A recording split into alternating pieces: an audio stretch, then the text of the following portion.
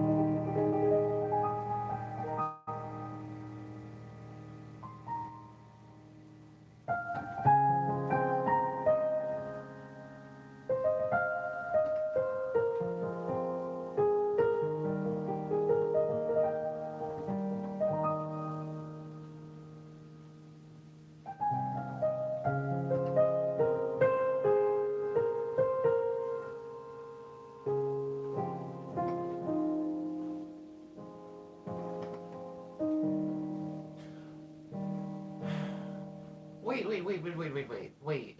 Maddie, did they ever actually finish the Divergent series? I feel like only two came out. Or maybe even only one. I remember seeing the first one. I kept waiting for the series to close, but I don't remember the rest of the movies coming out of that series.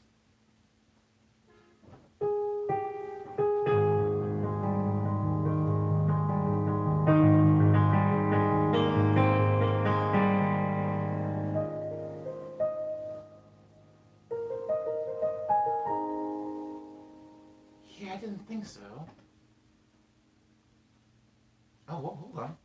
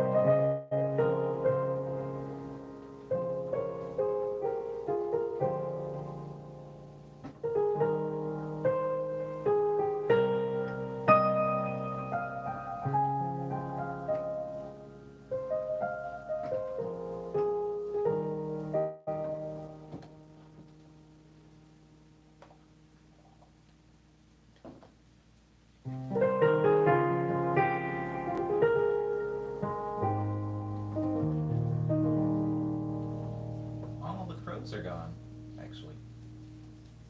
Do crows not like rain?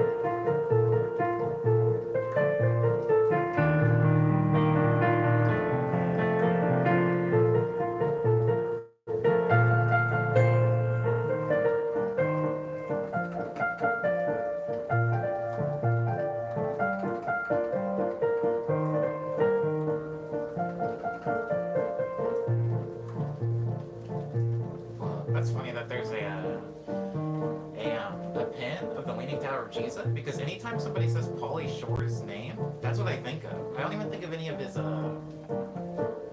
like live movie performances. I always think of that one line. And in fact, I don't think I can remember any of that dude's other lines from that whole movie. That character, like Max's friend, the Leaning Tower of Cheese. Also, I knew the term Leaning Tower of Pisa. I remember being in like I don't think it was like maybe a geography class or something, learning about the Leaning Tower of Pisa and being like, oh, I wonder if they got that from that Goofy movie. Like, I didn't understand how time worked, and I didn't obviously understand the reference. I learned about the Leaning Tower of Pisa way after the Goofy movie came out.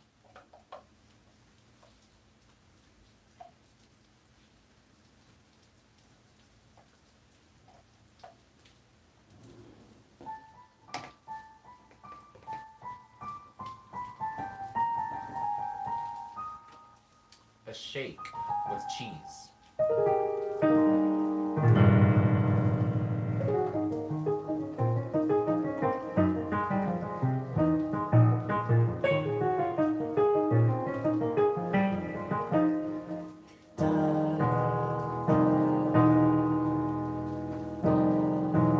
Yeah, there it is. I've had this specific pattern stuck in my head all weekend.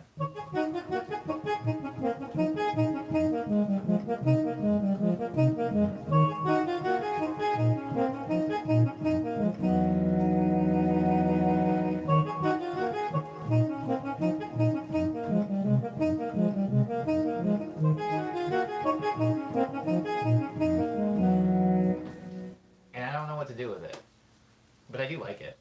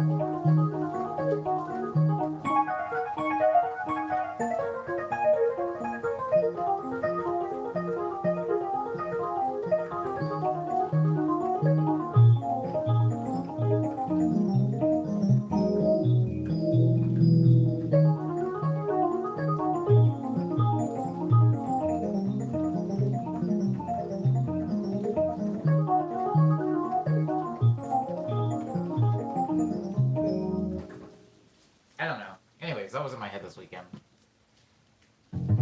I'll probably put it in a... That's such a goofy sound. Reminds me of like old Final Fantasy. Dar says you can make something really chill with that. Possibly, Dar. Possibly. A lot of my stuff has been pretty chill lately. Hello, Ava. Welcome. Welcome to the stream. I always welcome to the chat. A jungle planet. A jungle planet. Indeed, King Cake. King Cake?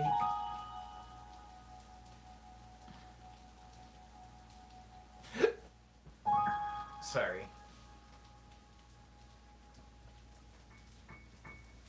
Will I get some sun today? Stay tuned to... Anyways, this next song is called Over and Under, but I'm gonna play it. I'm gonna play with the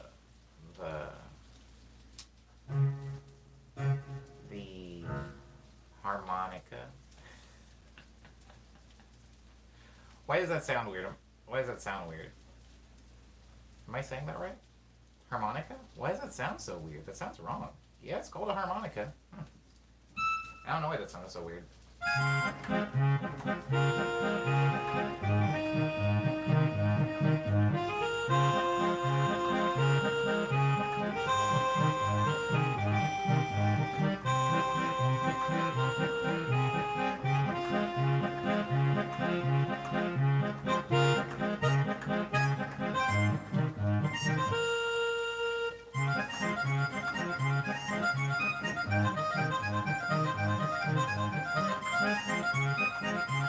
Peas Bean. Give me a second. I'm gonna have to remember what song you're talking about.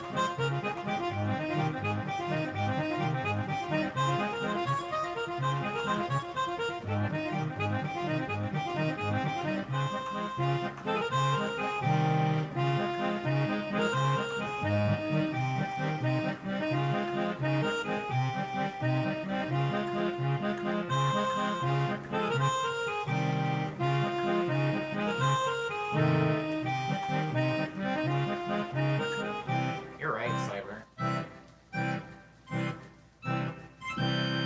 Or maybe like one really long harmonica with like three different mouths. Hmm. Was anyone born in 1992? Says Jordan B. I know you're asking specifically to the stream, but I like that as a question. Just like, was there anybody born that year? Did we make any more people that year? Is this song on the Signals album? This song is not on the Signals album. This song was written after Signals was released.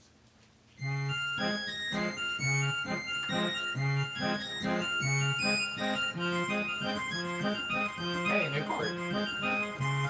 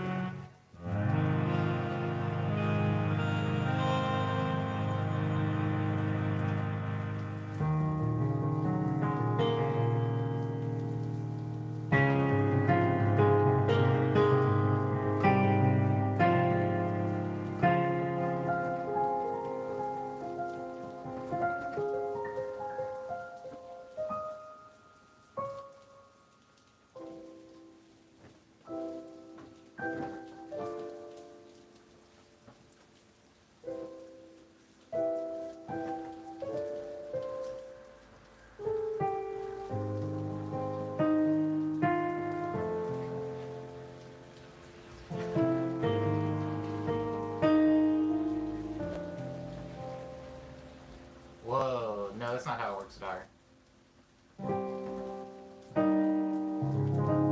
Um, what up, Peas Bean? Now, Peas Bean, what song were you talking about that has the signals, or the Spring Street chords?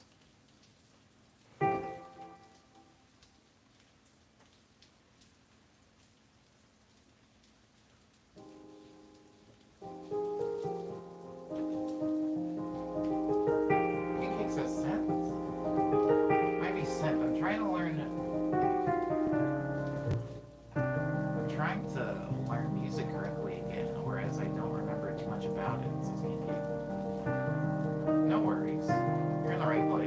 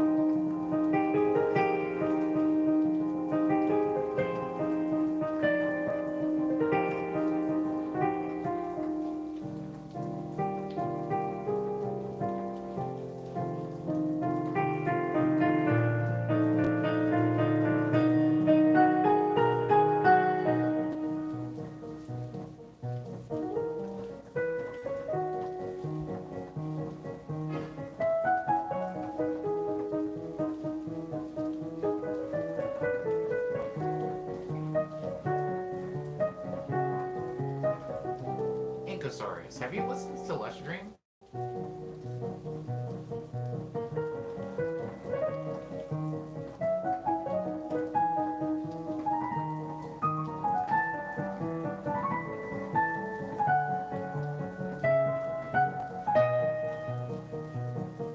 It does add something, doesn't it, Soothsayer?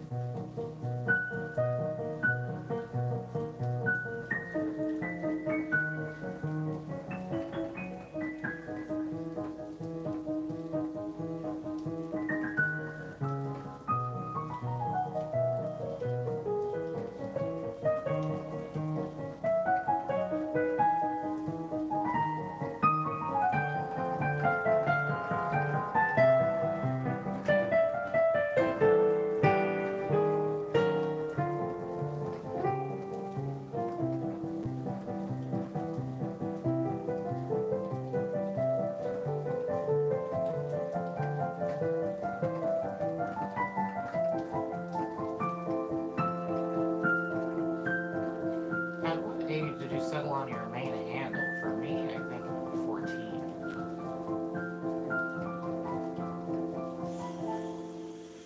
For me?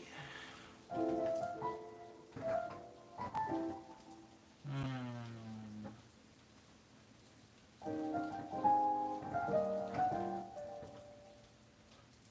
I think the first thing I had the name Omniboy on was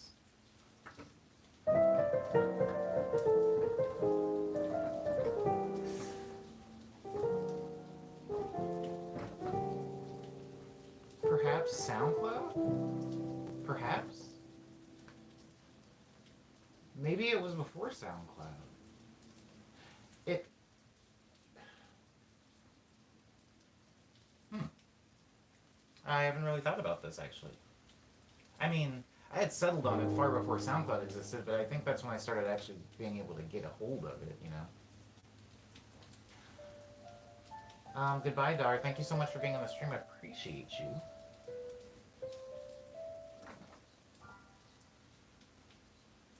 Cyber's friend tweeted that people weren't buying Chuck E. Cheese pizza, so they changed their name to Pasquale's Pizza on Grubhub, and a bunch of people are mad now that they've been buying Chuck E. Cheese pizza. That's a pretty good scam. Pasquale is pretty funny too. That's a funny name. Okay. I was Chef Maddie before that, most things. Oh. Dragon Gem. Wow. First heard you on SoundCloud. You made the Shelter cover and I love it. Oh, word up, Inkosaurus. If you want to hear like chill music that I've made, check out either Signals or Lush Dream. I've been playing songs from both.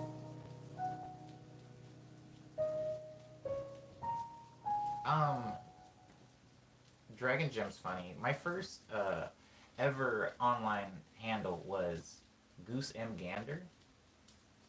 It was like Goose, capital M, Gander, and I don't.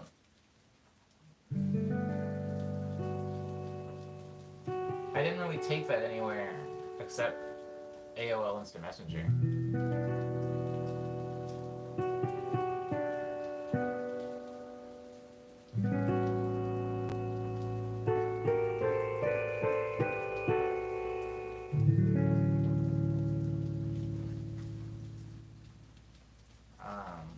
And then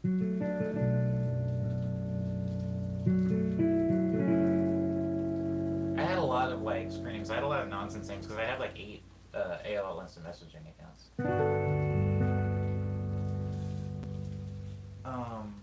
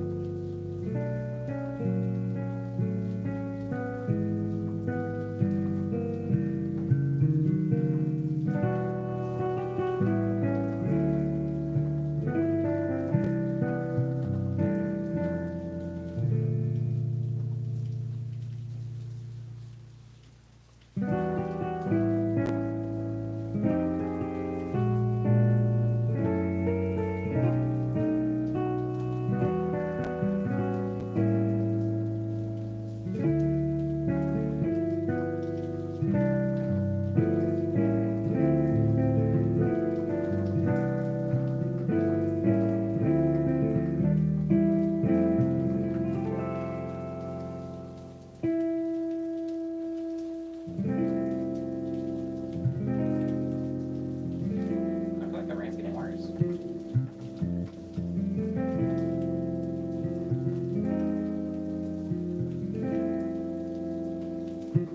Sounds like a Charlie Brown song, says Jordan.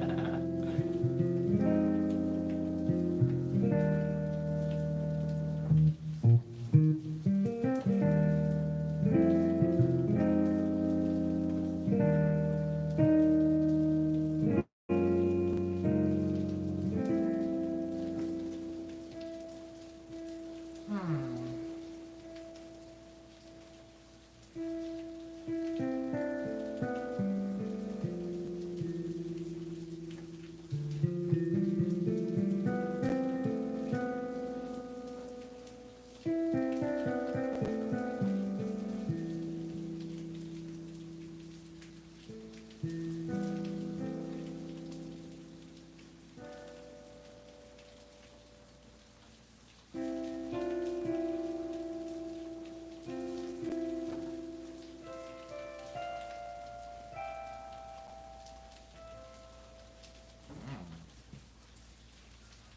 My name used to be Super Saiyan.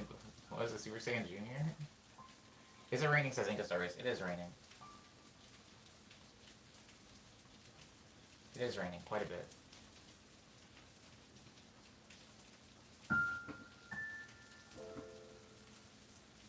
I was writing scoring themes. I'm gonna play a couple here, just because I need to hear them. So ignore this. This might not turn into anything, but one of them that I really wanted to do was this. I wanted to do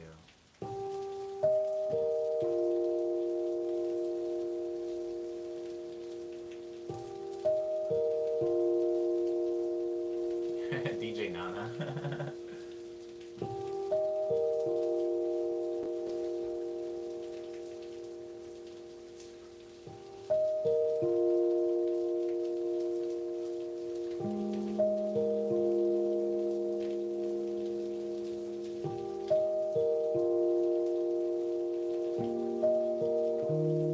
I think the trick to, or I shouldn't say the trick to,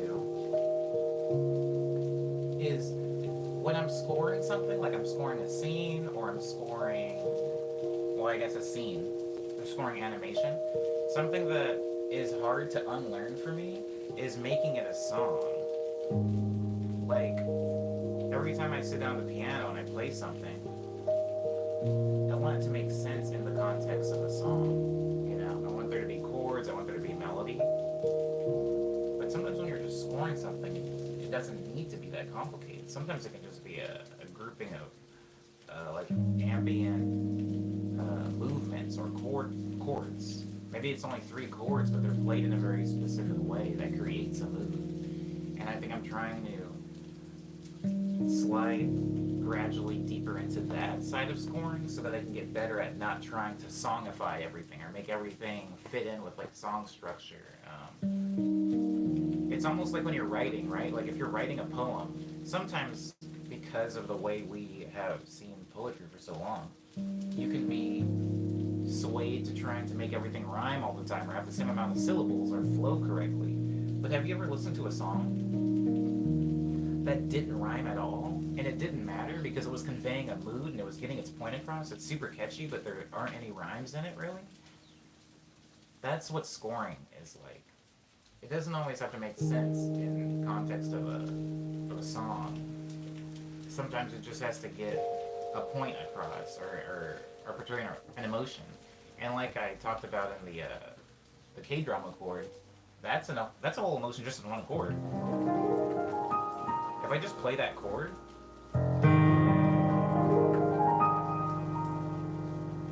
it creates a mood. Or even if I just play it without all the voice stuff, if I just like a stab there. If something's happening in a TV show and then one of those happens, I have successfully scored a mood, but there is no song there. There's no progression. There's no melody. There's no bass line. There's no drums. And I'm trying to get gradually better at that. And so that first one, that one was an example of one that I was working on.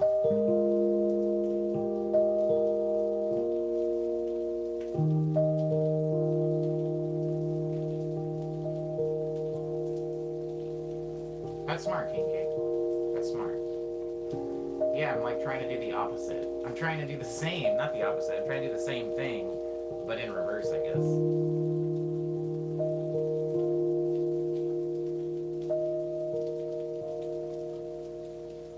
Tricolor says I'm a huge fan, and I'm using your song Coliseum in one of my videos. I'm crediting you, obviously. I've loved your music for years. Oh, that's a nice thing to say.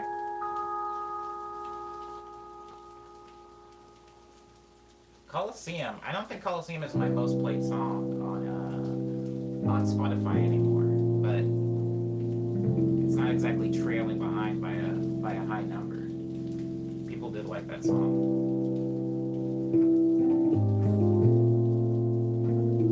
Good morning, kid. Hope you're doing okay.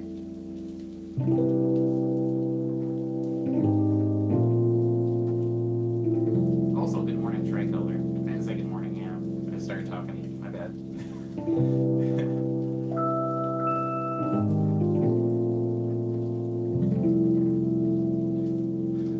I might change my YouTube name to Zinkosaurus. Okay. Alright. Sure thing, sure thing.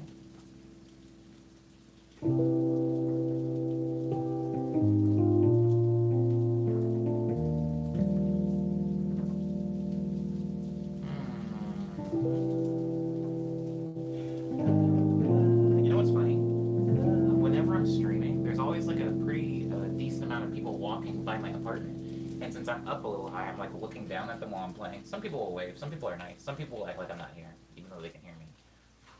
But since it's raining today, yeah, there's no one. It's just an empty street. No one wants to walk in the rain, I guess. Have you ever made a fully a cappella track on Me Boy? I have not.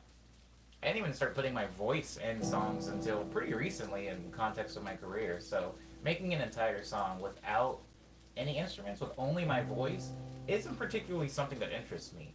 Not because I don't think it will sound good, but because my voice is very limited in its range and what it can do. And yeah, I guess that's the only reason. Hello, Christopher Benning. Welcome. Welcome to the stream. Christopher's calling me little bro, but you don't know my big brothers. I have 4 of them, and none of them are in California.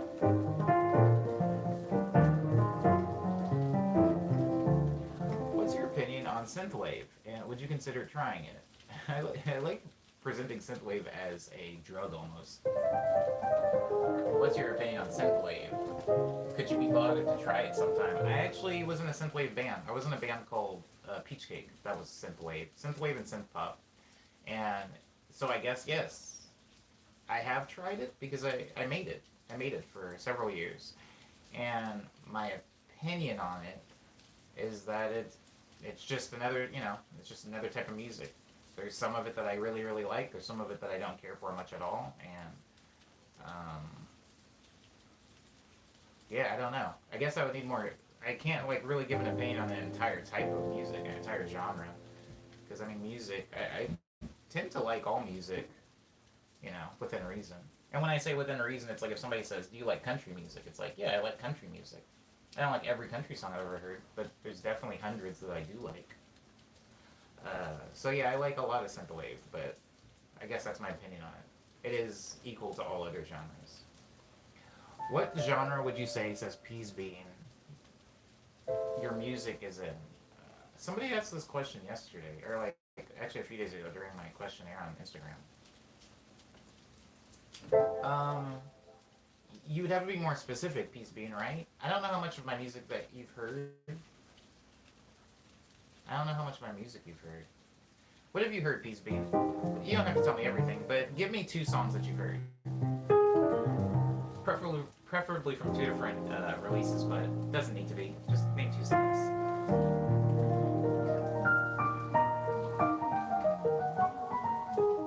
Oof, I love that chord. I love that chord when it's placed correctly. It's great when it's in the right spot.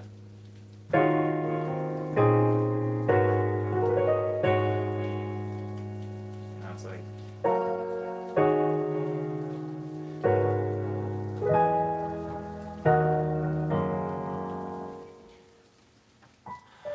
Stegosaurus is back as Pantless Karma. Welcome back.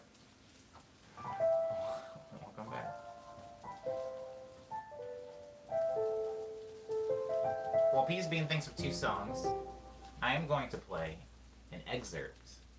That's right. I'm going to play an excerpt. Not an entirety of the song, but I'm going to play an excerpt from the song Flight Plan. And I'm just going to take it into some improv random places. Yo, water's splashing on me from my window sill. Fascinating.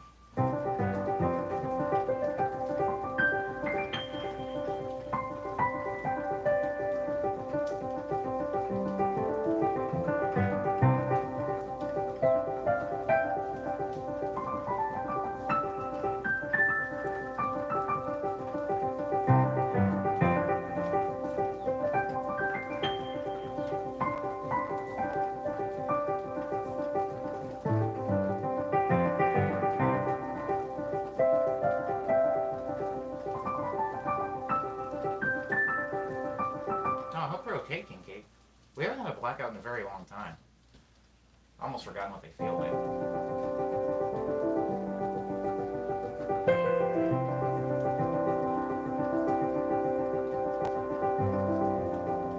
Mystery Panda, no. Peas Bean says, I've heard pretty much all of your songs. I just want to know if you would place yourself in a certain genre. Oh, okay. Well, no, I would not. Oof. I would not, Peas Bean, because it's impossible to do so. That would be impossible. Yeah, that would be impossible.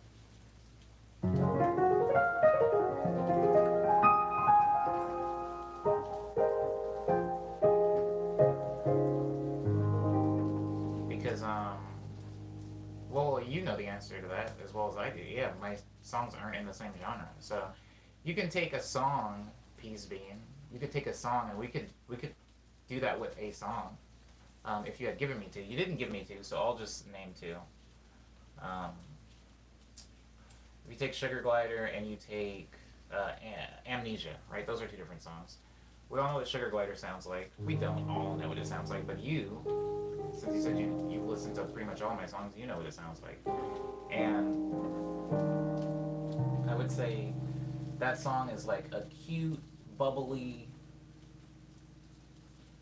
let me not use a bunch of adjectives. Let's call it a type of pop. Let's say it's a subgenre of pop. It's very cute. Let's just say it's cute pop. I don't know. Hyper pop. It's very upbeat. And then, so that's the first song. And then we take the second song, Amnesia, which is a very, very slow, maybe a lounge beat at best. At best, it's loungy. It's been called a hip-hop song. It's actually slated as hip-hop on Spotify, but we won't get into that. This song. And it's got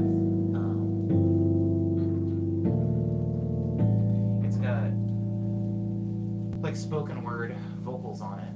So these 2 songs that I just named are not the same genre, Peas Bean. One would be more like a cute pop. The other one would be maybe R&B, spoken word, hip-hop, loosely. I'm going to call it... No, I'll just call it a hip-hop song. That's interesting. I've never actually analyzed Amnesia, but it is a hip-hop song at its core. So, one song's hip-hop, the other one's like more bouncy, cutesy pop. One's got vocals, the other one's instrumental. These 2 songs are in really no way the same. The only umbrella that I feel like these 2 songs would belong under is saying loosely that they are both electronic songs. They were both made with electronic gear and synthesizers and keyboards and whatnot. So no, I would not say. And those are just 2 of my songs, and I have like 200 songs, so I wouldn't say that my music is in a specific genre. I think that question, I mean, depending on who you are, I think that question, the longer you spend doing something, that question gets harder and harder to answer. If you only have one song out, and somebody says, what kind of music do you make? It should be a fairly simple question to answer. I mean, even if you've made a very, very complicated amalgam of different genres in that one song, you can kind of describe what you made. You could say, well, it's kind of like, it has like the drop of a dubstep song, but it's got like big room house influences and vibe in it. So it's like a big room house dubstep, electronic track. And people will go, cool, I kind of understand what you're saying. But then you make 2 songs, 3 songs, 5 albums, 6 albums, 100 songs, 150 songs, and all of a sudden that question becomes a little bit harder to answer because now your sound has evolved over years. You know, hopefully. Not everybody's sound evolves, and that's not always a bad thing. A lot of bands, you know, bands like Weezer. And this isn't shots at Weezer because Weezer has changed a little bit, but for the most part, Weezer kind of sounds the same as they always did. And I think this is kind of an exception to the rule and not the rule. I think the rule is that as people make music, they're going to gradually evolve and change. And answering a question like, what kind of music do you make? It's very hard to answer.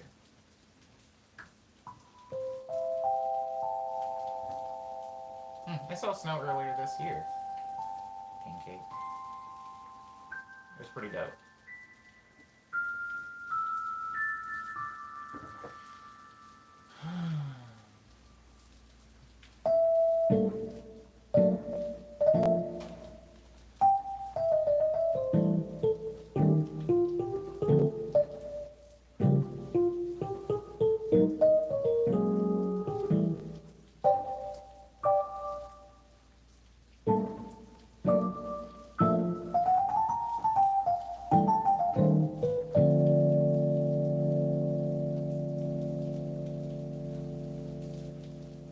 Birds are so weird.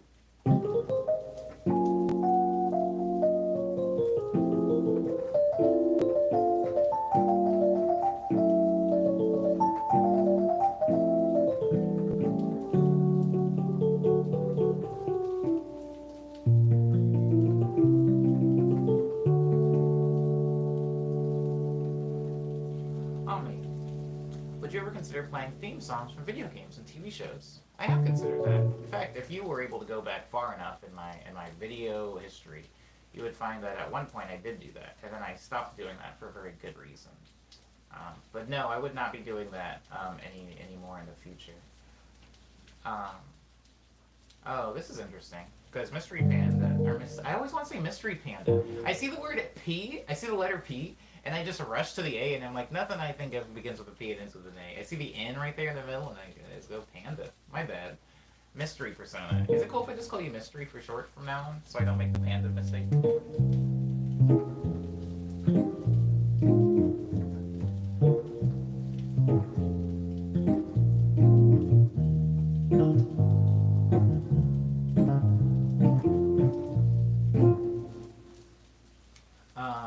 Cool. So, Persona. As far as themes from TV shows and movies, when I was first getting into like making video content or just making music, I actually did used to not necessarily do covers, but I would do remixes a lot of like themes to shows and movies. In fact, I think it was last Halloween, I made like a really quick little video of me doing the like Michael Myers theme song with like a beat under it, and I turned it into like a bossa nova track. It was actually pretty fun.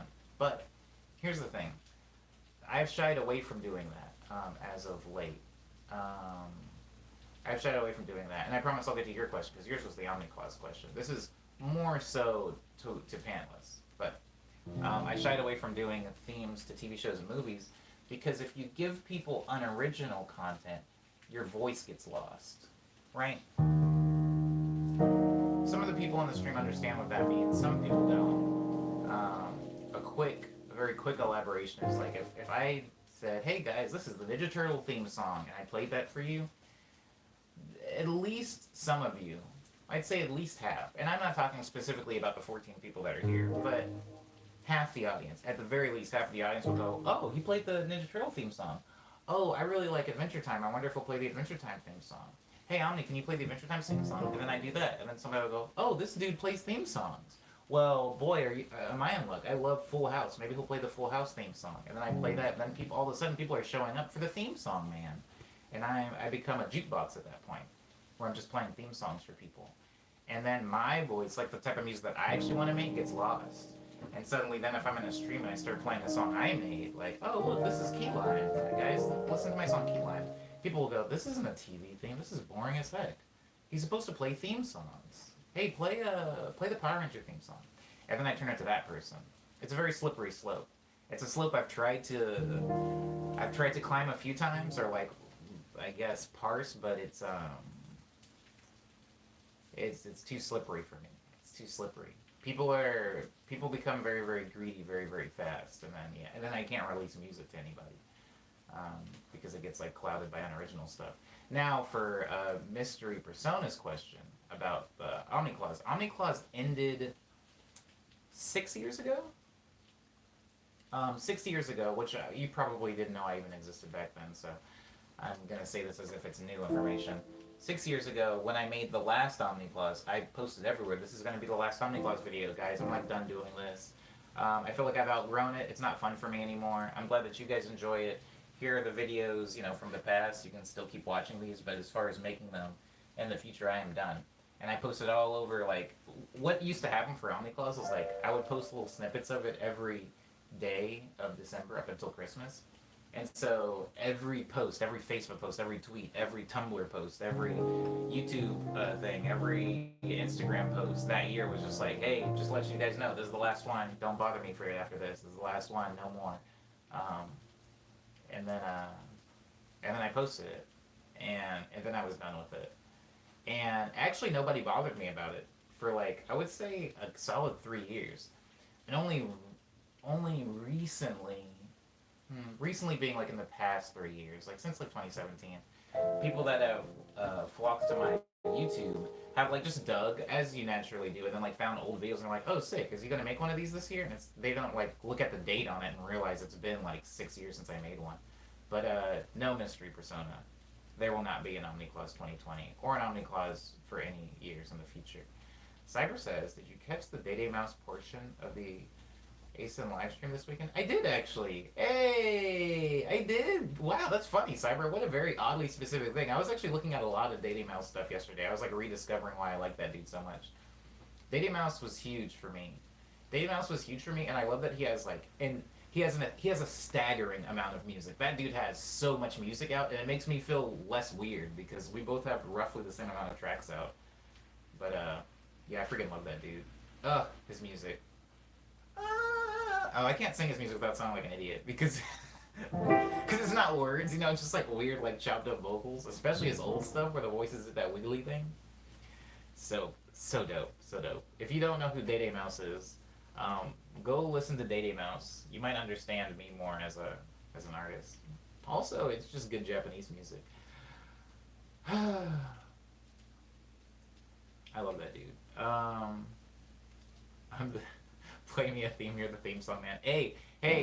I mean, I say it in jest, Maddie. I don't know if you were here, but that did happen when I started remixing a lot of hip hop tracks, which is why I've like backed away from that too.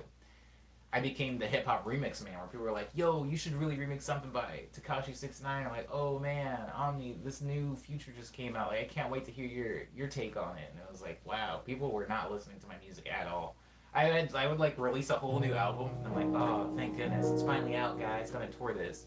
And then people would be like, "Yo, you haven't released anything in like months. I want to hear you on this new Cardi B." And I was like, oh dang, wow. I mean, I did release an album. They were like, oh yeah, that's dope. Maybe I'll get to that later. But can you remix this Kodak Black song? It's just begging for the Omni rework. People would do stuff like that. But I mean, I don't blame them. I understand why they did that. It's because I put out stuff like that. You have to be careful sometimes when you put stuff out online, because like when you're on the internet, you kind of aren't a human anymore, and that's fine.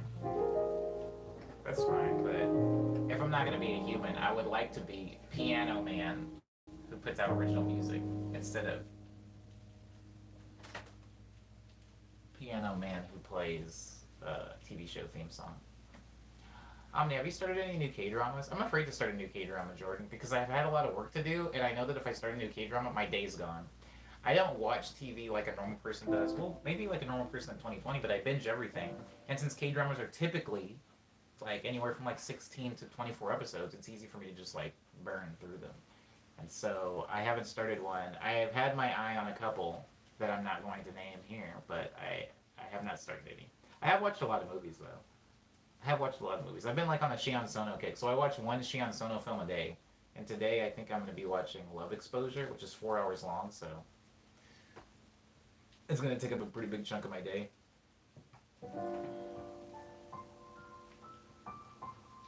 Data Mouse also defies genre classification. Yeah, especially lately, Cyber. I think can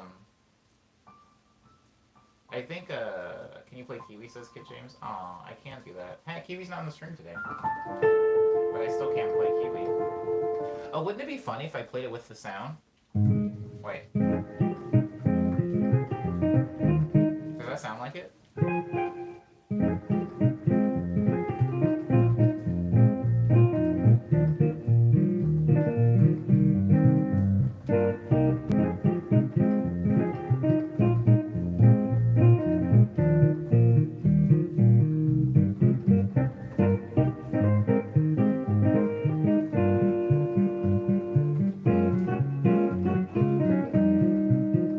Oh, thanks, Mystery.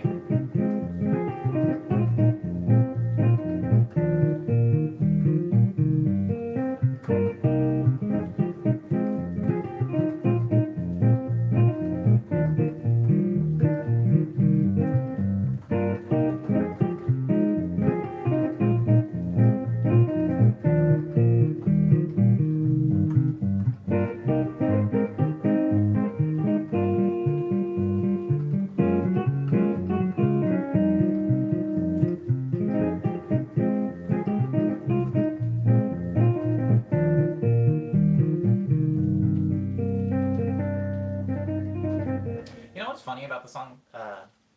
That song? Um, the day didn't look that different than today when I came up with the idea for that song. It was kind of gloomy, actually. A very gloomy day on the beach.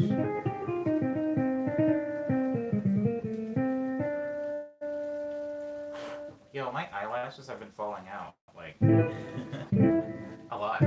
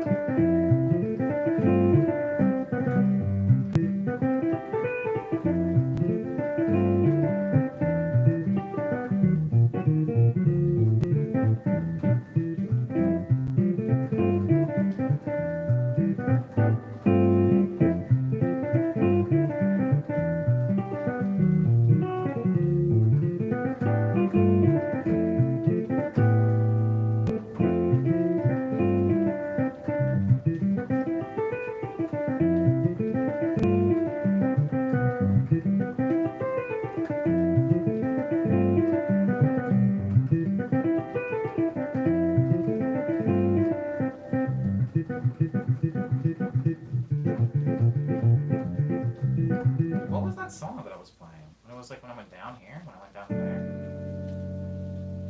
Oh crap, what was that? It was like. Oh, what was that? And then it goes down. Was that?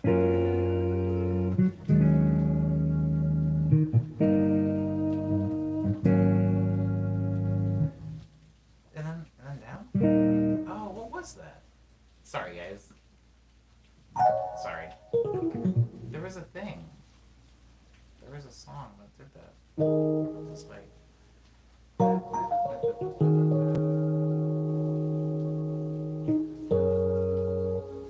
And then went like up like that. Maybe that's it. No. It was like. Sorry. And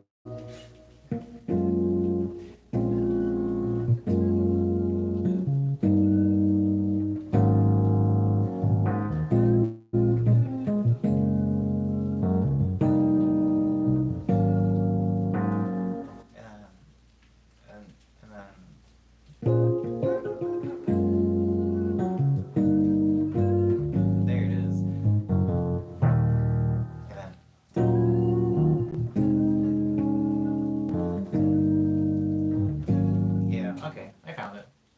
false alarm.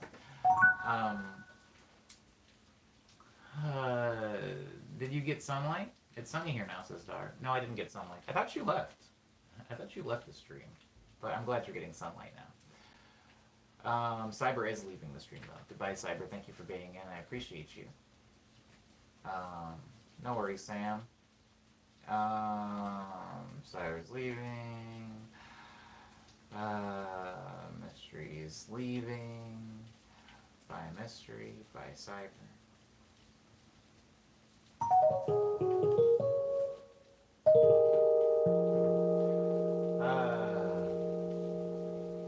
It has been the full 60 minutes. It has been the full 60 minutes, guys.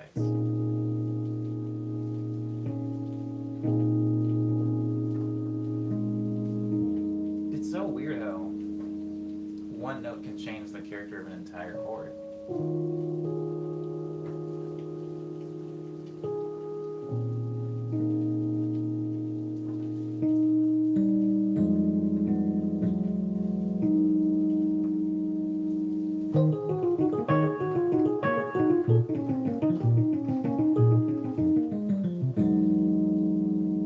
It's that part that's hard.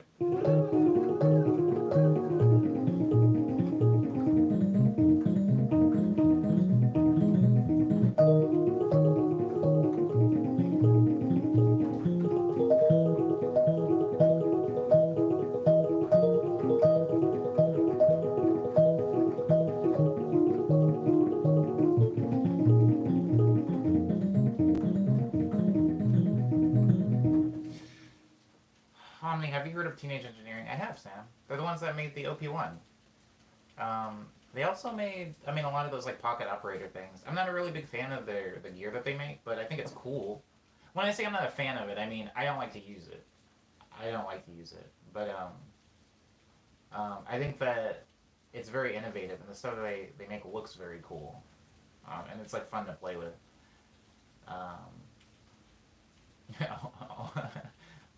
We do cover songs. I like that comment.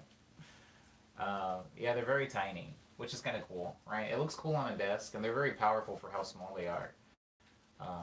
If I'm going to be saying nothing but positive things about Teenage Engineering gear, I think that a lot of gear, I need gear to be practical for me, right? Because I have a studio, I have a bedroom that I make music in. Let's be frank, right? I have a bedroom, and I have quite a few keyboards, and I also perform live. I tour. Well, when we're not in the middle of a pandemic, I tour. And so I need things that will make sense for that. And there's a lot of things that like would be so fun for me to own that don't really make sense for me to own. For example, I have a keytar under my bed, and I never play keytar. I haven't actually played this keytar live on stage in, I want to say like 8 years, something really wild like that. But I still have it, mostly for sentimental value, because like, you know, it was like, it's my first keytar, and it's also pretty rare now, so selling it would be kind of stupid, but I try not to hoard instruments that are cool and fun but don't need to be here. Anyways, it's more of a thing to entertain yourself when you're on the go, I feel, says Sam. Word. I definitely feel that. I feel like, yes. And they're not cheap, so, yeah. King Cake says, wow. Okay, so another blackout happened, and this time it took longer to come back online. My house is having a mental breakdown. I think my internet has been trashed, but I can't blame that on blackouts or anything. I just have really trash internet provider, which I'm going to be calling today to complain. That's why I have to do the stream on data, guys. Anything is a studio with enough noise cancellation. I mean, my room has 0 noise cancellation. Like, you guys can constantly hear things. Like, somebody was talking in the stream a whole minute ago about being able to hear the rain outside and being able to, like, hear, like, kids playing and, like, crows and stuff. So, my room is the opposite of treated. It almost feels like it's like a beacon for all the noise in the outside to come in. But I don't do a lot of live recording. I do a lot of plugging in. So, it doesn't bother me that much. And when I do need to record vocals, I record them around, like, midnight, 1 a.m. to keep from, to keep background noise to a minimum. Yes. So I try to only have like practical things. For example, this keyboard I have because it's the only weighted keyboard I own, and it's also the biggest keyboard that I own, which is perfect for streaming, right? So when I'm streaming, I have like the feel of a real piano, and I also get the highest notes and the lowest notes, so that I can play some of my songs do get up here and down here. So this is really just the stream keyboard. I don't really record music on this that much anymore. And then some of you guys have seen like the studio setup. I'm not gonna move the camera around now, but you've seen it. That's where most of my other keyboards are. Yeah, you just need foam stuffs. Word, word, foam stuffs. Yeah, I don't have that. Foam acoustic panels don't do much stop noises. They do absorb extra noise. This is very true. This is very true. My friend Brian Rivers told me that. My friend Brian Rivers, I miss him. He moved. He moved to Japan. So I only get to see him when I'm on tour there now, which, you know, is only like once a year, once every other year, so kind of sad. But he did tell me that. He was the one that taught me about like treating rooms and soundproofing and stuff like that. Brianna says, "Open Up came on shuffle earlier. Thought it was funny. The phrase has new meaning nowadays. Open up. Na na na na na na na na na na na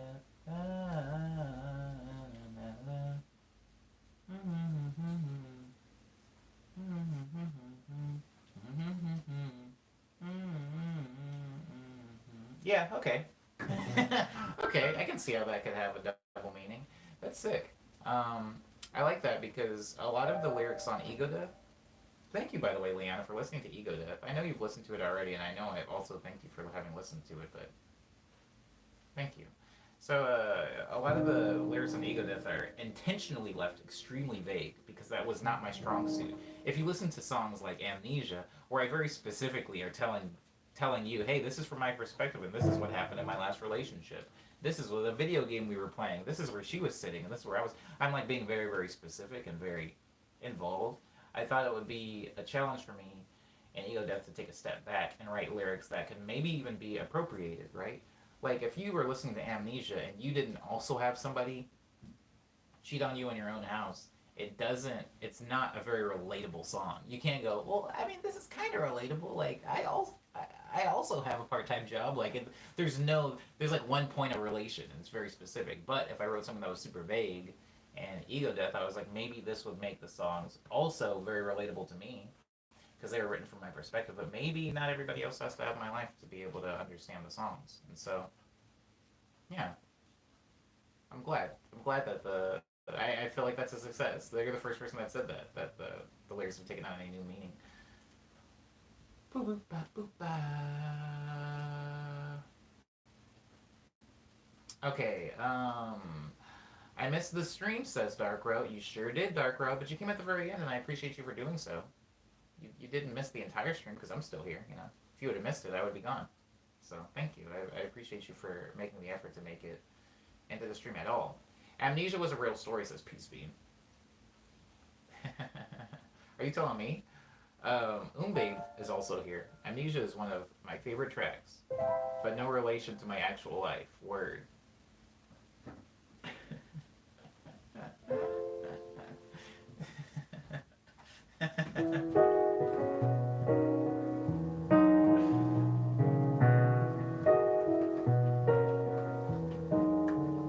Did I tell you about that time, guys, where I played? Somebody wanted me to play Amnesia, and I started playing it, and I forgot the lyrics halfway through it, and the people knew the lyrics, and I was like almost embarrassed. Well, I'm not gonna say almost. I was very embarrassed because forgetting the lyrics to your own song is fine. Having your fans sing your song for you, at you, is actually uh, flattering. If anything, it's not embarrassing that, but the lyrics to Amnesia are very very personal.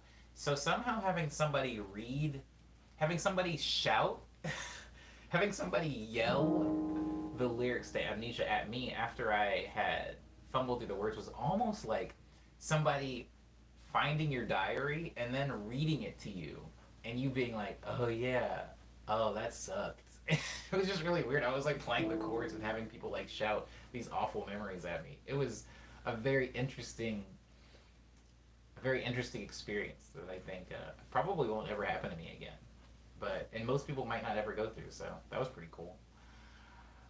I guess I'm Not Dead is one of my new favorite songs by you. Oh, says Dar. Thank you, Dar. I appreciate that. Wow. Wow.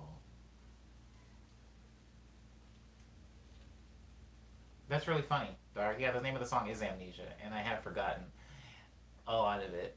Once I get into it, I can remember all the lyrics. But I wrote that song very, very quickly and in a mood. I was in a mood, so obviously. I mean, if you've heard it, you know what mood I was in. I'm Not Dead being Dar's next or new favorite song. I'm Not Dead. I don't think I know how to play that. Down, down, down, down. I don't think I know. Yeah, I don't think I know how to play that song. I do know the chords.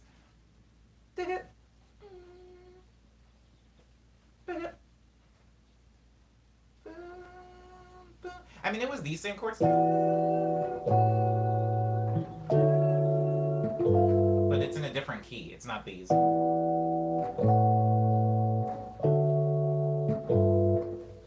I'm Not Dead is a very fun song, though. I'm glad that you like that song, Dar. I started making future funk because I was bored. I don't even like future funk like that. I thought it would be fun to make it. Sometimes as an artist, you don't have to like something to make it. Sometimes it's just like a thought exercise. I was like, I wonder if I can make a future funk song without using any samples, and turns out I can. And I'm glad that you liked it. Inspiration is weird, Sam. You're absolutely right.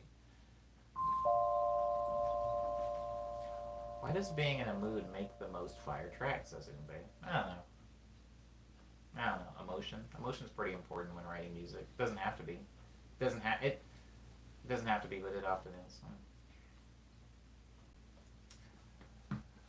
I'm Not Dead, and there's a second future funk one. I'm not dead. What's the other one? Home is You is not future funk. I'm Not Dead is future funk, and there's another one. What's the other one? I'm Not Dead.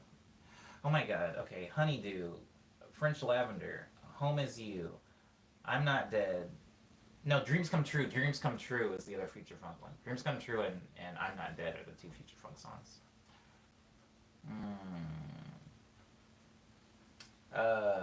Yes. Tomorrow is quarantines, which means I have to very quickly make a quarantine for tomorrow. Or not, you know. No one's gonna make me. No one's gonna force me to do it, but I should do it. I should try to stay consistent. Money Talks. I wouldn't say Money Talks was future funk. Money Talks was more like chill, vibey type, vibey type thing. Do do do do do do.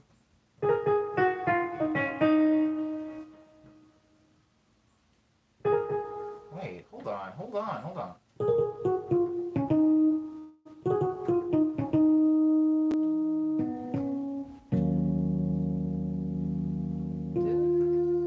What is that? What is that? What is that?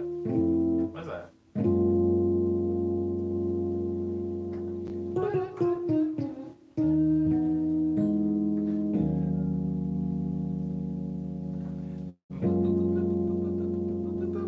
Yeah, that song is good. I actually really, really like Money Talks a lot, a lot.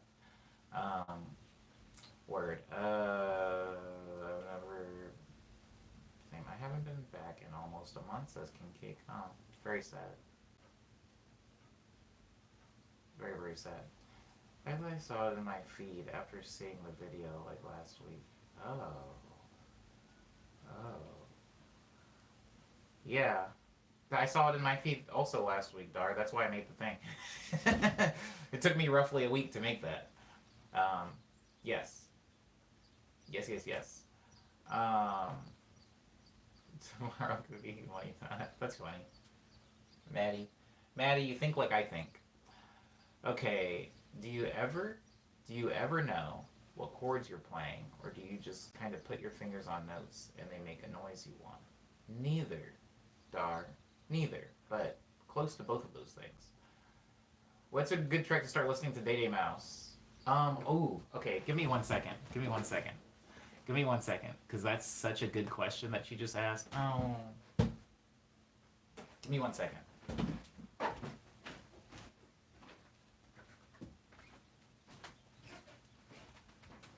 Oh, my phone's dead. I'll tell you at the end of the stream, Maddie, once my phone turns on. Okay.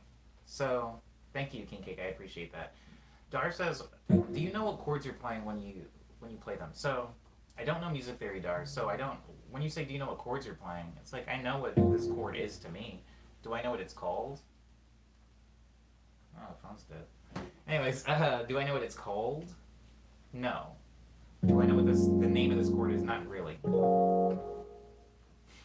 But then you say, do you just kind of put your fingers on notes and they make a sound you want or a noise you want? No, definitely not that. Because if you've been in the stream, you've seen me fumble through things looking for a chord, right?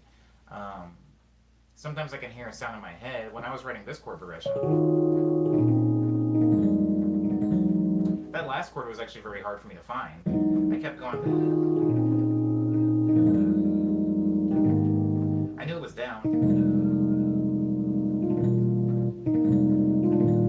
See, I couldn't find it.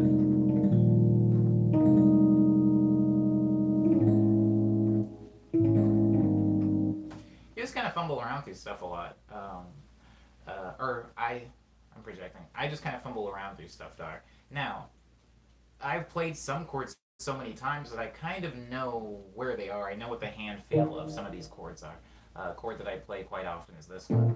So that's the last chord in doublets. It's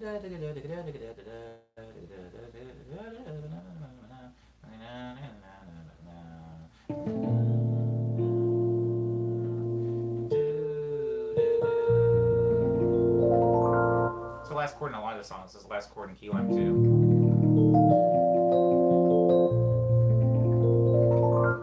It's the last chord in a lot of songs because I just know where it is. And there's certain things that I've gotten so used to doing,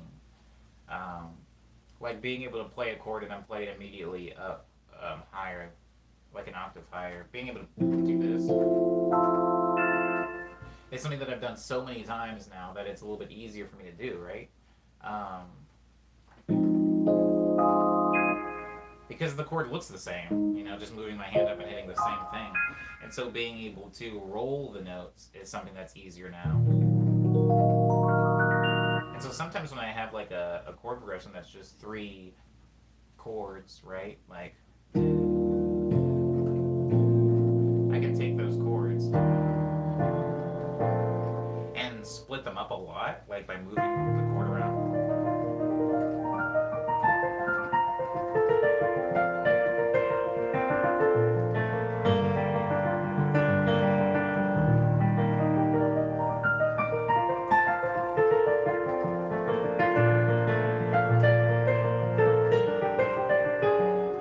And so it might sound like there's a lot more happening, but it's really only 3 chords and I'm just moving my hands around a lot. But I don't really know what the chords are. You just kind of get used to, if you're playing piano a lot, Dar, I don't know if you play piano. So this might not make sense to you. But just like through muscle memory, kind of like thinking about a skateboard. I use the skateboarding analogy so much. I use it so much, right?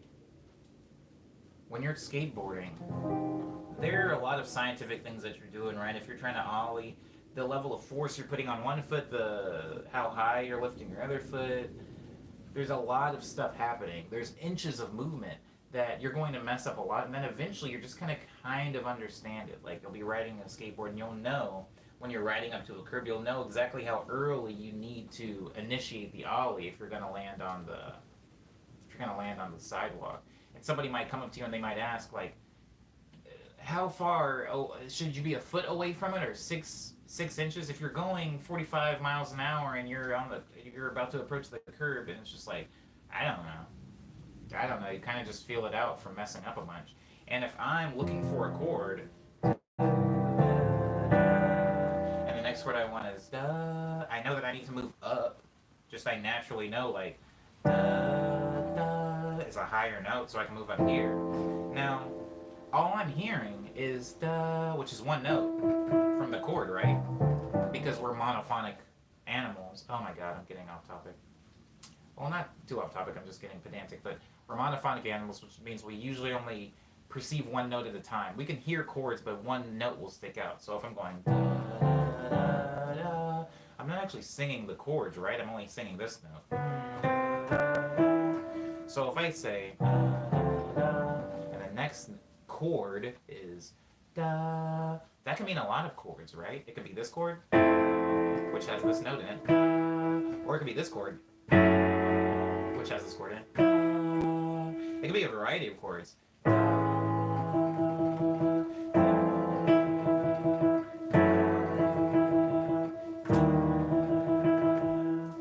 Right?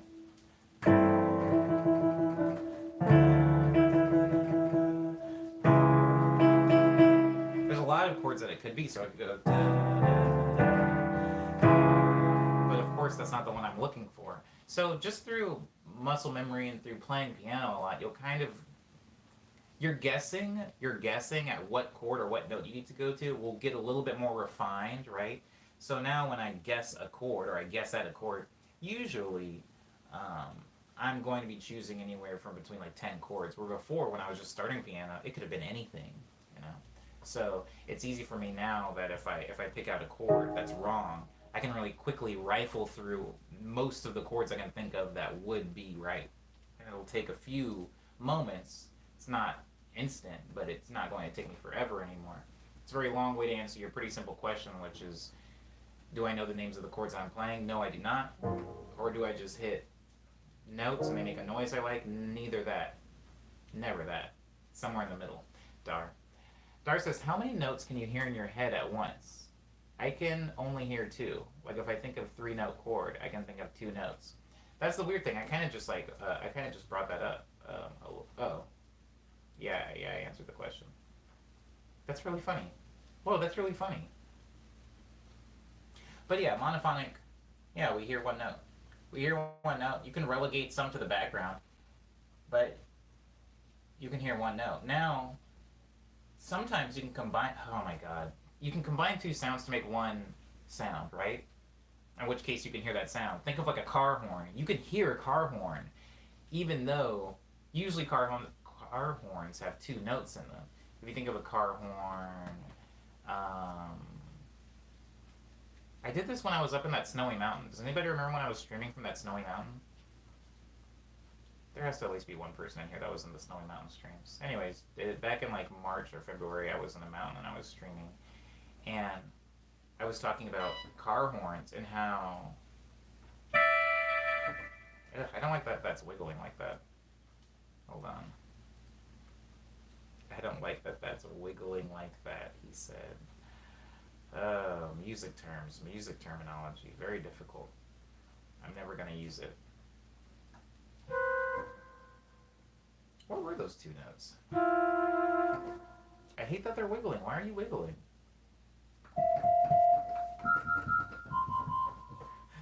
That's actually really funny to me. That sounds like freaking the sound that the little idiots make in like PBS like kids shows, like when like the weird Muppet shows up. Anyways, I was in school in the mornings. I wasn't able to catch the morning medleys until quarantine. Word. Then you just barely missed them. Right before quarantine was announced, I was up in the mountains. So I was talking about car alarms, and I was also talking about what's it called? Amber alerts. If you guys get like Amber alerts on your phone, right? Like when there's like a missing child or there's like a storm alert, it usually has 2 notes. But we all kind of know what the Amber alert sounds like. Even though the Amber alert is 2 notes that are playing simultaneously, you usually perceive it as one sound. So you technically, we're monophonic animals, but technically you can combine 2 sounds mentally. Your brain will combine 2 sound waves and make one sound out of them. In the same way that we can look at purple and not see a bunch of blue and red being like mixed together. We'll just perceive purple and we can think of purple, you know. Same thing can happen to sound.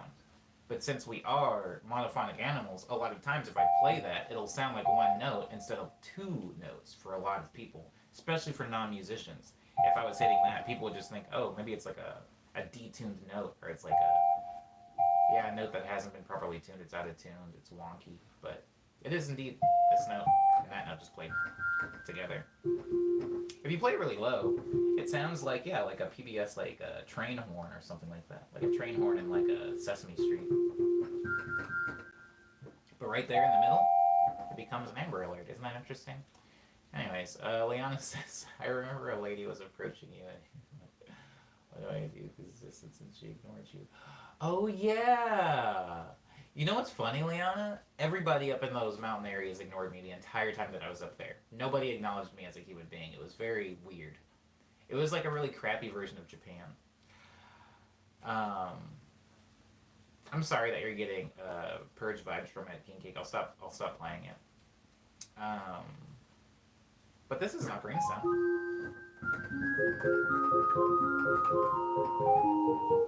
I do love playing that song. Liana's song happens to be the one that I particularly enjoy playing because it's very difficult. And I'm trying to get better and better at playing it. Okay. Okay. Sounds like a circus, indeed. Yes, it does sound like a circus. Heading back out, says Dar. Goodbye, Dar. Thank you for being in the stream. Appreciate you. Okay, so really quickly.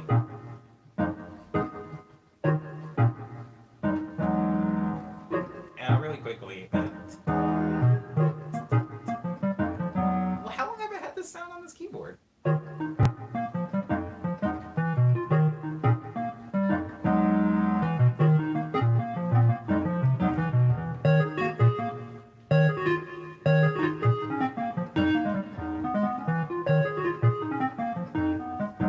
Okay, so quick to go over news.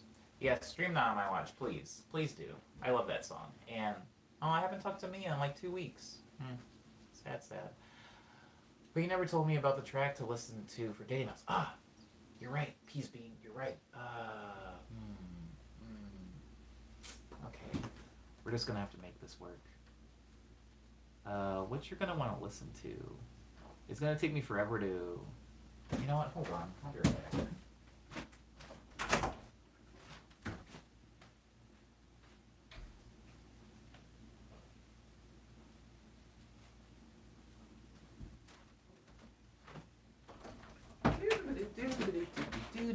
Oh, yeah, that's it. That's the stuff right there, baby. Okay. I'm going to leave the chat for a second. I'm going to leave it on my monitor. I'll still be in it. Okay, so... You want to listen to Dating Mouse. So Dating Mouse has changed recently. Their music sounds a little bit different now. But if you want to listen to the music that informed me a lot, and when I say informed, that's kind of how I say the word inspired. Inspired, like when you're going to be making music, you have to be informed. Oh, God. Listen to Supernova Girl. He has an entire album called A Journey to Freedom, which is amazing, but you don't really need to listen to that whole album necessarily to get the point that I'm trying to make. You just have to listen to Supernova Girl. Oh, my God. Oh, wow. You ever have a song that hits you in a way and you know it's not going to hit other people in the same way? That song's that one. Supernova Girl. If you listen to Supernova Girl, that's the Dating Mouse that I remember hearing and just being like, hey, can we talk about that for a second? Can we talk about the thing? Can we talk about the thing that you heard for the first time? And it like blew the back out of your head? Or maybe you saw it, maybe you read it, maybe just a thing you experienced and you were just like, you're like, oh man, it's all different now. I can't go back to the way it was. Hearing Supernova Girl from me, keep in mind, Supernova Girl came out a very, very long time ago. And hearing it at that time, being in the place that I was mentally at the time, I was like, there are artists like this who make music like this? This isn't like from something? I heard that song and I thought it had to be from something, like it had to be from a game or an anime or something like that. I was like, people just can make this? He just makes this and releases it like a band. Because before that, I was listening to like bands and like EDM. And then hearing that song was like, yo, I need more of this. Um, the neurons are for furin? Furin? I'm probably just butchering this all to heck, Leona. I'm sorry. Is that a song?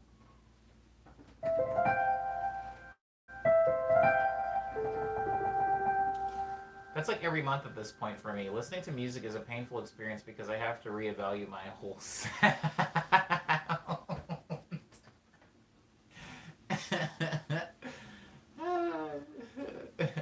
uh,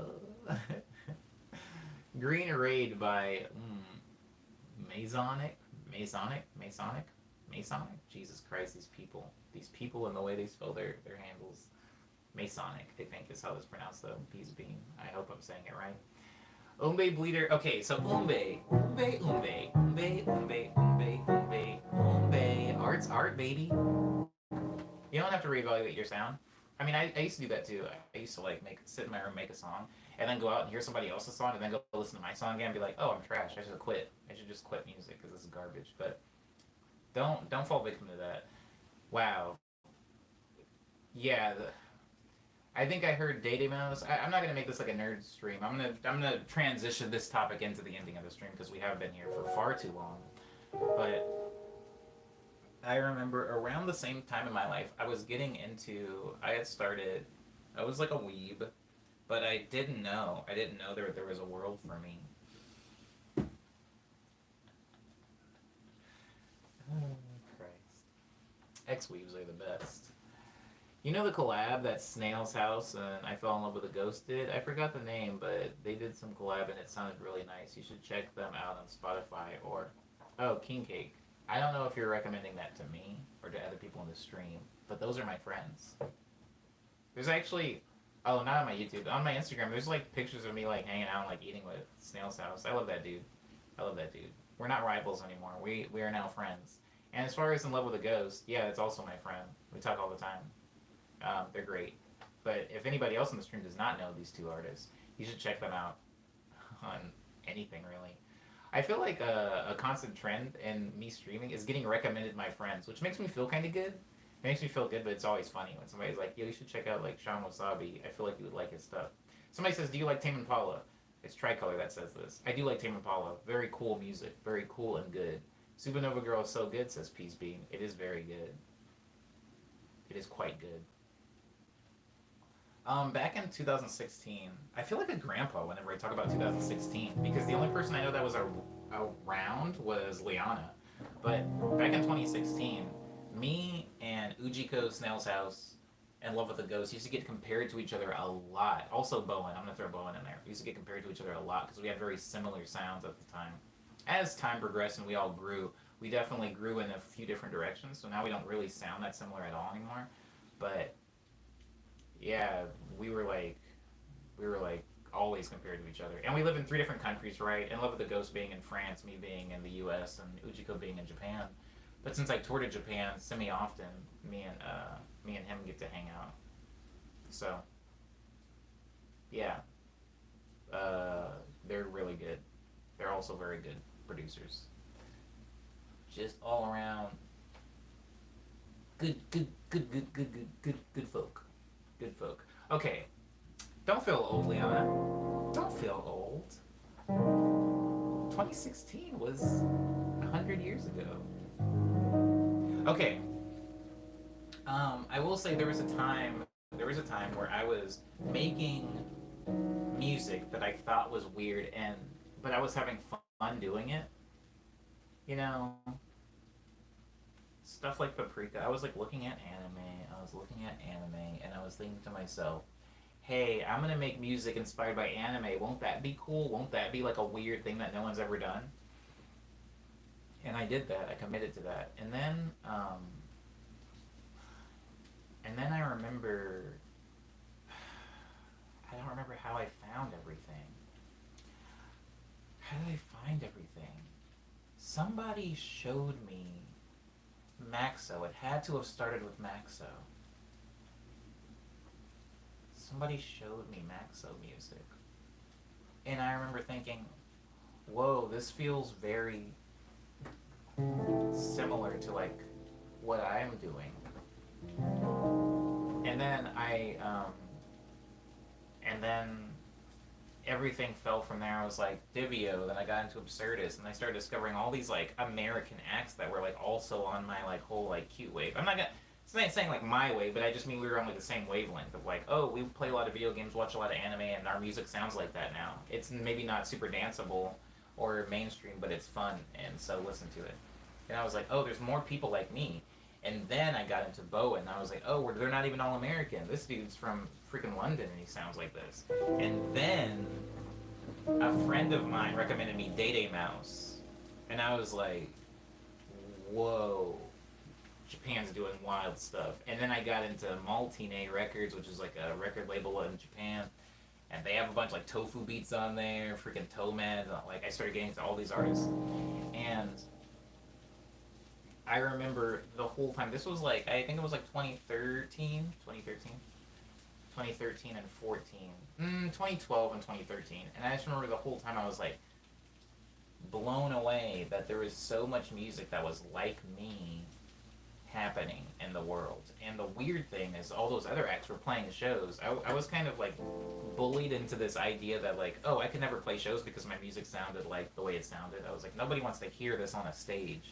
And then I saw people like Bowen like headlining a show in Japan, and I saw like Maxo playing shows in New York, and I was like, oh crap, wait, I should be playing shows. Like if they can do it, there's no reason why I can't. Like my music sounds just as good as theirs. And now I'm here, sitting in my room playing on YouTube. So one of the Martinez guys took an outfit snap of me at Check LA. Where'd that pic?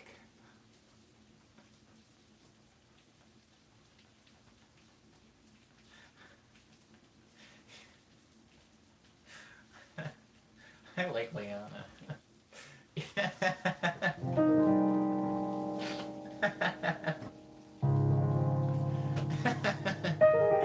You know, okay, I'll say this and then I promise we will transition into closing. Leona, there's been like a million times in my life where I've thought about, like I've thought back to a time when somebody took a photo of me, or even where somebody was like, oh, Omni Boy, can I get a photo really quick? And they like get a photo and like, yeah, like in a Jack in a Box or something. And then like months or years later, I'll think like, yo, where is that photo? Where is that? Did they ever upload it? Because if they did, they didn't tag me. I didn't get a notification. Well, where is that photo at? And at the same time, I also think back to the day of Jack LA. So many things happened at Jack LA that I am constantly thinking like, yo, whatever came of that? Or like, I wonder if that person remembers doing that. Or that person really pissed me off that night. I wonder if they even think about that interaction at all. It was a wild day / night. Okay. So as far as news, guys, tomorrow's Quarantine Day, so I should be uploading a new video tomorrow. If I don't, I'm very sorry. Work just got the better of me. I've been trying to focus on work for the past few days, and it is gloomy, and we all know how unproductive I can be when it's raining. So I would appreciate any level of patience that you guys could offer me. Thank you. As far as new songs, I have a new song out called The View. Please go listen to it. It's on all streaming platforms, baby. Did you hear what I said, guys? All streaming platforms. Also, Ego Death and Quick Breath are up on all streaming platforms. Really quickly, Peace Bean made a comment, but it got blocked for some reason. The comment says, I think about that time. He said this girl came up to you at a show, up to you to show you a picture and casually scrolled through nudes. That's why I blocked your comment, because you had the word nudes in it. Yeah, that was a tweet of mine from a really long time ago. You know what? I think about that girl a lot, actually. I can still remember it like it was yesterday. I was on Market Street in San Francisco, and I walked into a pizza place to get pizza, and they wouldn't let me use the bathroom. And I thought, well, Whole Foods always has a bathroom, and I went into Whole Foods, and I was in line, and some lady was trying to show me a picture of her dog, I believe. I think it was her dog. Yeah, and she like very casually scrolled past some nudes, and I felt weird about it. I did feel very weird about that, Peace Bean. Why do you remember that, by the way? Why do you remember that? I'm allowed to remember that. Why do you remember that? You remember that. I don't remember my music. That's not a song. Maddie says if I don't get a new quarantine every week, I will throw a tantrum. A Maddie tantrum, as adorable as that sounds, I will try to get a quarantine out. I will work. I will work my fingers to the bone, whatever that means. It's something my mom used to say. Hope everyone has a memorable Monday, though, says Liana, taking a page out of Maddie's book for the alliteration. Um, That's actually funny. I don't know if you did that pun on purpose, Cyber, but I was talking about nudes. Okay, I feel like that's a good cyber pun. Cyber pun? Cyberpunk. Mm. Anywho, yeah, you can hear those on Bandcamp, SoundCloud, Spotify, iTunes, Apple Music, Google Play, Amazon, MP3. Hey, Jeff Bezos is doing pretty good. Did you hear? Did you hear? Tidal, Groove, Deezer, Pandora, Napster, and YouTube. Maybe don't buy my music on Amazon MP3. Maybe don't do that, actually.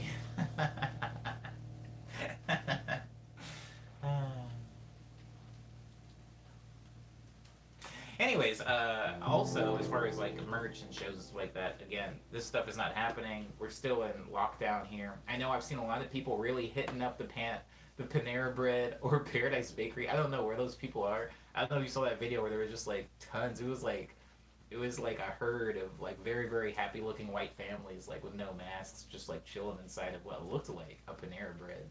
So I don't know if you're out there trying to get your germ on, but are staying inside.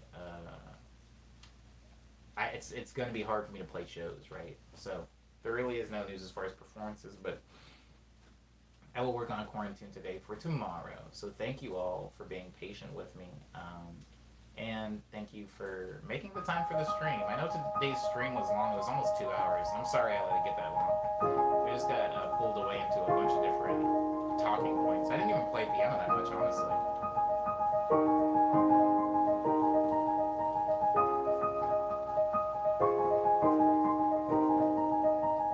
I'll try my best, Mbae. Keep Bezos fed. Bezos needs bread on the table. Whoa! How long have you been here, Junk? I didn't even see you in the stream. Have you been here the whole time?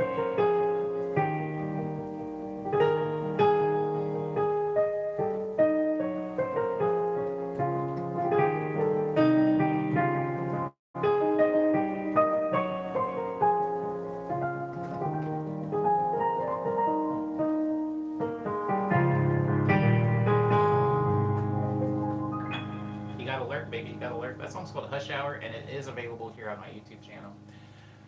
I still have to work out. Whack, whack, whack. I'm supposed to work out before the stream, but today I got stuck in a weird argument with somebody. Dark Rose says, I love the Music Box version, Omni. I forgot to tell you. Oh, I didn't even know you were still here when I played it. I thought that you had left, but thank you for saying that. I do actually appreciate you for, not only for requesting that, for them listening to it. Thank you. For those of you that don't know what Dark Rose is talking about, I played a Music Box version of Hush Hour in the stream on Friday, Morning Medley number 136. Maddie says, for absolutely no reason, have a macaroni Monday, everyone. Elbow macaroni? That sounds good. That sounds good. Maybe I will. Maybe I will. Oh, I like macaroni salad more than I like macaroni, Leanna. True things, true things. I love macaroni salad. I'm actually not a big fan of macaroni. Like, macaroni and cheese. Mac and cheese is far inferior to macaroni salad. And I know how wild that sounds, me saying that. It's okay. Thank you, everybody, for being respectful to me and polite to each other. It's the internet, so I know people are typically, like, just awful on here. People were pretty awful to me yesterday. I'm so glad that I am an adult. I'm so glad that I'm an adult and I don't get my feelings hurt, because the amount of things that are said to me in 2020 on the internet, if they were said to, like, I don't know, like a 14 or a 13-year-old Omni, I would not be doing very well. But thank you guys for being respectful and polite. I do appreciate that. I will see you guys hopefully tomorrow morning at 9 a.m. for Morning Medley number 138. Yes. But until then, enjoy the rest of your Monday. Hopefully you guys get more sun than I am getting. Abo. Abo is how you say bye in Omni, by the way. Abo Umbe. Mm-hmm.